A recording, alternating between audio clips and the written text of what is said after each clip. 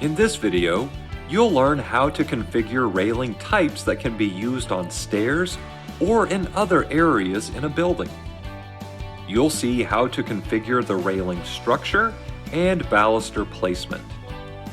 You will also see how to add top rails and handrails. As you can see, there are multiple railing configurations that you can create. I'll begin by selecting one of the railings and then clicking Edit Type to open the Type Properties dialog. Here, you can see all of the type parameters available to define a railing type. Additionally, you can click Preview as you are creating or modifying a railing type to help you understand what is going on with the railing type that you are creating. In the 3D view, you can orbit around here in the preview, and you can also change the preview view type. You can change it from a 3D view to an elevation view, multiple orientations there to help you see what you are creating. As far as the type parameters, you definitely want to pay attention to the rail structure, the baluster placement, and then the other options as you move down, such as the top rail and the handrail parameters. We'll begin by looking at the rail structure. And as you can see, the parameter is called rail structure non-continuous, and you can click Edit to open the Edit Rails non-continuous dialog. For this railing type, there are multiple rails that have been added. And for each rail that you insert, you can specify a name and then adjust the height, which will be the height above the level that the railing is created at.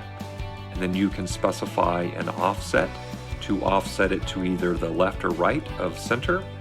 And then you can control the rail profile, and you can choose one of the available options in the project.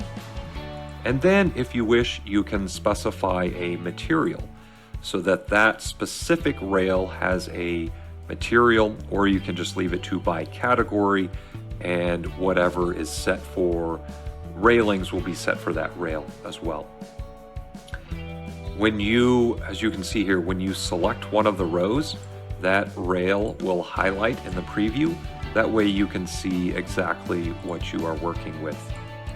You can insert rails, you can even duplicate them. So once you get one specified just like you want it, you can duplicate it. You can delete rails and then move them up or down as needed. I'll click OK to close each of the dialogues, and then I'll select another railing and click Edit Type, and then I'll click Edit next to Rail Structure. And for this type, you can see that there are not any rails. So you can add several rails or not any at all, depending on the type that you're creating. I'll go back to that previous one and go back to its type properties. And next, I'll click Edit next to Baluster Placement. And in this dialog, this is where you can control the baluster placement and the spacing. And there's quite a bit going on in this dialog, but essentially you are going to control the spacing of the main pattern, and that's done here in the main pattern area. And then at the bottom, you can control the posts, the start post, corner posts, and end post. So let's begin here in the main pattern area. You can specify a name, and then you can control the baluster family. When you click in that field and expand the drop-down, you can choose one of the available options that has been created in the project. Then you can control the base and then add any base offset.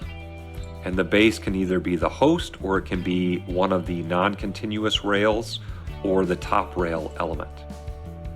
And similarly, you can control the top, and that once again can be the host or one of the non-continuous rails or the top rail element. And then you can specify an offset if you want to offset the top of that baluster. And then you can control the spacing, essentially the distance from the previous baluster, and then add any offset as needed.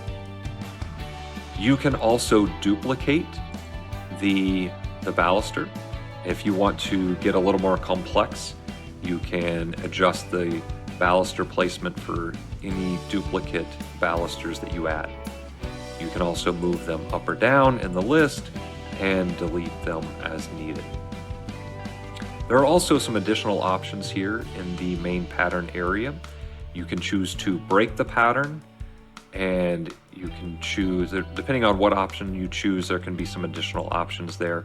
You can control the justification, whether you're going to justify from the beginning, the end, the center, or spread the pattern to fit.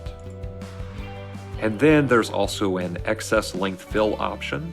You can choose to truncate the pattern, or you can add a specific baluster family and adjust the spacing, or just leave it set to none. So once again, several options there to control the balusters and then the spacing of those balusters. And then as stated before, you can control the start post, the corner post, and the end post, and you can choose a baluster family, and then once again, control the base and the top and the space here. I'll click OK to close this dialog, and then I'm going to switch to the glass panel, bottom railing type, and then I'll click Edit next to baluster placement. And here you can see under the main pattern that there are two balusters that are added. We have the steel flat upright as well as the glass panel, and then they are both spaced and offset a little bit differently there. And so that's how you can get a little more complex and create a railing like this with the glass panels. I'll click OK to close the dialog, and now we'll take a look at a few other options here. You can see there are several more parameters under construction, and then you can add a top rail by simply enabling Use Top Rail, and then you can specify the height and then control the type. When you click in the type field, you can click the More button to open the Type Properties dialog for the top rail type. And then you can select a specific type, or you can even duplicate it and then adjust any of the parameters here to create a new top rail type. I'll click OK to close the dialog, and then similarly under handrails, I'll switch to another type that actually has one. I'll scroll down here. So for handrail 1 and handrail 2, you can select the type. Once again, click in that type field and click the More button, and then you can select a type. These are handrail types, and once again, you can select an option or duplicate an existing type to create a new type, and then several parameters here to define those handrails. And then the lateral, offset, and height parameters, those will be filled in automatically based on the type, and then you can set the position to either none or left or right. Or you can also choose left and right in order to add it to both sides. So for example, when I click apply, then we can look at the preview here and see that it's added to both the left and right. Or once again, if we just select these options, you can scroll through here and just simply click apply and look at how those handrails work.